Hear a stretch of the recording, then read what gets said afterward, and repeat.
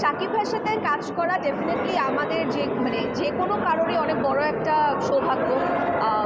So ফিউচারে definitely আমি কাজ করতে চাইবো আমাদের মেগাস্টারের সাথে, বাকিটা তো দেখা যাক কী হয়। আবারও বলছি, যে কোনো কিছুরই আসলে অফিসিয়াল অ্যানাউন্সমেন্ট ছাড়া এই ধরনের কোনো নিউজ আমি অ্যালাউড না বলতে। সো সবারই আসলে অফিসিয়াল অ্যানাউন্সমেন্টের জন্য অপেক্ষা করতে হবে।